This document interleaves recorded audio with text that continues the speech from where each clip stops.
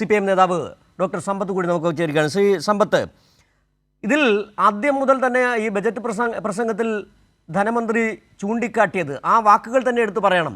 മതമല്ല പ്രശ്നം, എരിയുന്ന വയറിൻ്റെ തീയാണ് പ്രശ്നം എന്ന് പറഞ്ഞുകൊണ്ടാണ് ധനമന്ത്രി KN ബാലഗോപാൽ പ്രസംഗം തുടങ്ങിയത്. അതിൽ തന്നെ ഉണ്ടായിരുന്നു ഇടതുപക്ഷ സർക്കാർ മുന്നോട്ട് വെക്കുന്ന ഒരു രാഷ്ട്രീയം. നമുക്കറിയാം, കേന്ദ്ര അവഗണനയ്ക്കിടയിൽ എങ്ങനെ ഒരു സർക്കാർ മുന്നോട്ട് പോകും എന്ന് പലരും ചോദിച്ചവരുണ്ട്, അതിൽ ആഹ്ലാദിച്ചവരുണ്ട്. അതൊക്കെ തന്നെ അദ്ദേഹം ചൂണ്ടിക്കാട്ടുകയും ചെയ്തു. എങ്ങനെ വിലയിരുത്തുന്നു ഈ ബജറ്റിനെ താങ്കൾ? എൻ്റെ പ്രിയ സുഹൃത്ത് സഖാവ് KN ബാലഗോപാൽ ഇന്ന് കേരള നിയമസഭയിൽ അവതരിപ്പിച്ചതായ ബഡ്ജറ്റ്, ഈ ബഡ്ജറ്റ് അവതരിപ്പിച്ച ബാലഗോപാൽ കേരളത്തിന്റെ സർവതല സ്പർശിയായിട്ടുള്ള, കേരളത്തിന്റെ ആത്മാവ് തൊട്ടറിഞ്ഞുള്ള ഒരു ബഡ്ജറ്റാണ് അവതരിപ്പിച്ചത്. അദ്ദേഹം അഭിനന്ദനം അർഹിക്കുകയാണ്. ഹൃദയപൂർവ്വം ഏതൊരു കേരളീയരും, അത് മലയാളിയല്ല, ഏത് കേരളീയനും വാസ്തവത്തിൽ കേരളത്തെ സ്നേഹിക്കുന്ന ഏത് മനുഷ്യനും ബാലഗോപാലിനെ സ്നേഹം കൊണ്ട് അഭിവാദ്യം ചെയ്യും. ഇവിടെ ആരെയാണ് ഒഴിവാക്കിയിട്ടുള്ളത്, ഏത് മേഖലയാണ് മാറ്റി നിർത്തിയിട്ടുള്ളത്? അദ്ദേഹം വിനയാന്വിതനായി ഈ ബഡ്ജറ്റ് ഇന്ന് അവതരിപ്പിച്ചപ്പോൾ കേരളത്തിന്റെ യാഥാർത്ഥ്യങ്ങളെ തൊട്ടറിഞ്ഞുകൊണ്ട്, അത് ഞാൻ പറയുന്നതിന്റെ കാരണം, കഴിഞ്ഞ ദിവസമാണ് കേരളത്തിന്റെ സാമ്പത്തിക സർവേ റിപ്പോർട്ട് പുറത്തു വന്നത്. സഭയുടെ മേശപ്പുറത്ത് വയ്ക്കുന്നതോടുകൂടി തന്നെ അതൊരു പബ്ലിക് ഡോക്യുമെന്റായി മാറുകയാണ്. ആ സാമ്പത്തിക സർവേ റിപ്പോർട്ടിൽ കേരളം കഴിഞ്ഞ ഒരു വർഷക്കാലം, കഴിഞ്ഞ ബഡ്ജറ്റ് അവതരിപ്പിച്ചതിന് ശേഷം കേരളം നേടിയ നേട്ടങ്ങളെ സംബന്ധിച്ച്, എന്തെങ്കിലും കാര്യങ്ങളിൽ നമ്മുടെ ലക്ഷ്യത്തിലേക്ക് എത്താൻ കഴിഞ്ഞിട്ടില്ല എങ്കിൽ അത്തരം കാര്യങ്ങളെ സംബന്ധിച്ചുള്ള സാമ്പത്തികവും ധനകാര്യവുമായിട്ടുള്ള കാര്യങ്ങൾ, അതിന്റെ പരിപ്രേക്ഷ്യം, ലക്ഷ്യം കണ്ടെത്താൻ നമുക്ക് അവലംബിച്ച മാർഗങ്ങൾ ഒക്കെ അതിൽ പറയുന്നുണ്ട്. അതുകൂടി വായിച്ചുകൊണ്ട് വേണം, അതുകൂടി പഠിച്ചുകൊണ്ട് വേണം ബഡ്ജറ്റിനെ വിലയിരുത്താനായി. ഇപ്പോൾ ബഡ്ജറ്റ് LDF ഗവൺമെന്റിന്റെ ധനകാര്യ മന്ത്രിയാണ് അവതരിപ്പിച്ചത് എന്നുള്ളത് കൊണ്ട് രാഷ്ട്രീയമായ തിമിരം മാത്രം ബാധിച്ചിട്ടുള്ള കണ്ണുകൾ കൊണ്ട് ആർക്കും അടച്ചാക്ഷേപിക്കാം. നമുക്കറിയാലോ, നമ്മുടെ നാട്ടിലെ പൊതുവിൽ വലതുപക്ഷ മാധ്യമങ്ങൾ എടുക്കുന്നതായ ഒരു നിലപാട്, പ്രത്യേകിച്ചും അടുത്ത നിയമസഭാ തെരഞ്ഞെടുപ്പ് കൂടി വരാൻ പോകുന്നു എന്നുള്ളത് കൊണ്ട് അവരെടുക്കുന്നതായിട്ടുള്ള വർഗപരമായ രാഷ്ട്രീയ നിലപാട്, അതിന് മതവും സമുദായവും ജാതിയും അത്തരത്തിലുള്ള ഈ വർണ്ണാശ്രമത്തിൽ അധിഷ്ഠിതമായിട്ടുള്ള നിരവധി കാര്യങ്ങൾ ഉള്ളിൽ, ഈ മനസ്സിൽ കോണുകളിലെല്ലാം അത്തരത്തിൽ അടയിരിക്കുന്നതുമൊക്കെ മുട്ടമുട്ടി പുറത്തു വരും.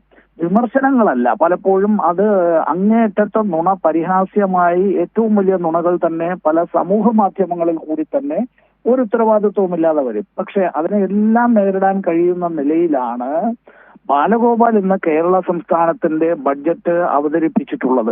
വാസ്തവത്തിൽ ഇന്ത്യയിലെ മറ്റു സംസ്ഥാനങ്ങൾക്ക് മാതൃകയാകാവുന്ന ഒരു ബഡ്ജറ്റാണ് കേരളത്തിന്റെ ബഡ്ജറ്റ്.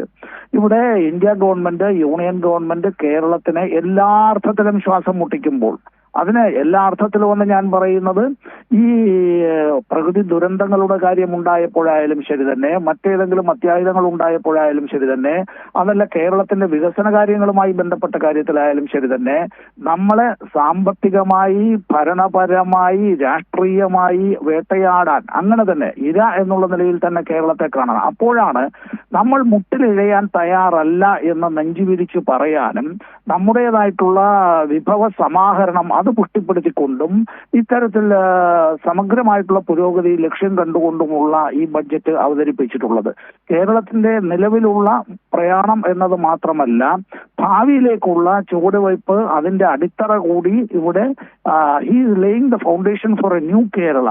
നമ്മൾ ഒരു മിത സമൃദ്ധ സമൂഹം എന്ന നമ്മുടെ ഒരു സ്വപ്നമുണ്ടല്ലോ, ഒരു മോഡറേറ്റ്ലി പ്രോഗ്രസീവ് സൊസൈറ്റി എന്നുള്ള നിലയിലേക്ക്, അങ്ങനെ നമുക്ക് മുമ്പോട്ട് പോകുന്നതിന്, അങ്ങനെ ഈ ആത്മവിശ്വാസം പകർന്നു നൽകുന്നതായിട്ടുള്ള ബഡ്ജറ്റാണ് ഇന്ന് KN ബാലഗോപാൽ അവതരിപ്പിച്ചിട്ടുള്ളത്.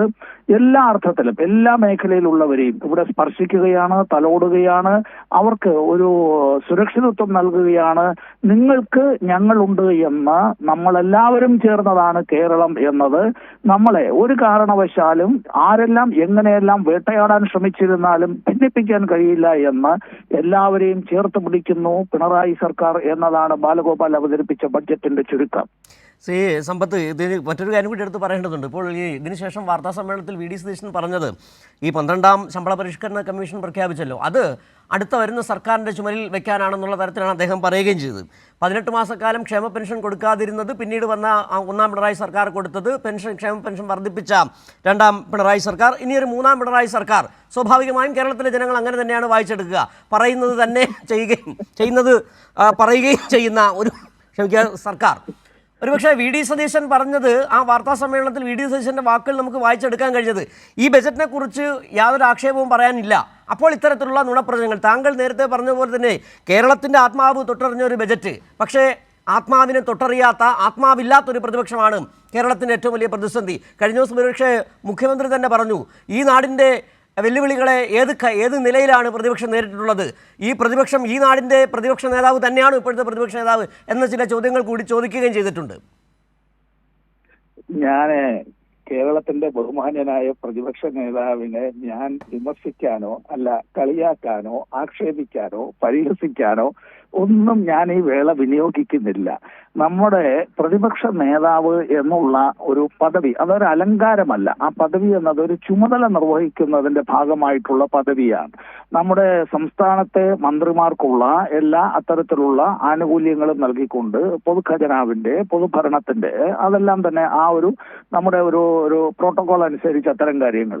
ഞാനൊന്ന് ചോദിക്കട്ടെയോ, ഈ ഒരു സംസ്ഥാനത്തിന്റെ പ്രതിപക്ഷ നേതാവ് വായിൽ വരുന്നത് വിളിച്ചു പറയുക, ഈ പറയാൻ പാടില്ലാത്ത ഈ സ്ലിപ്പ് ഓഫ് ദ ടങ് എന്നൊക്കെ ഉള്ളത് പലപ്പോഴും പല ആളുകൾക്കും സംഭവിച്ചു പോകാം. അത് പലപ്പോഴും അത് മനുഷ്യ സഹജമായ ഒരു കാര്യമാണ്. എന്നാൽ ഒരു സ്ഥാനത്ത് ഒരു ഉത്തരവാദിത്തപ്പെട്ട ചുമതലകൾ നിർവഹിക്കുന്ന ആളുകൾ അവർ പറയുന്ന കാര്യങ്ങളെ സംബന്ധിച്ച് ഒരു സാധാരണ വ്യക്തി പറയുന്നത് പോലെ, ഒരു സാധാരണ പൊതുപ്രവർത്തകൻ പറയുന്നത് പോലെ, അല്ലെങ്കിൽ ഒരു രാഷ്ട്രീയ നേതാവ് പറയുന്നത് പോലെ എന്നുള്ള നിലയിലല്ല ഒരു സംസ്ഥാനത്തിന്റെ പ്രതിപക്ഷ നേതാവ് പറയുമ്പോഴുള്ള കാര്യം.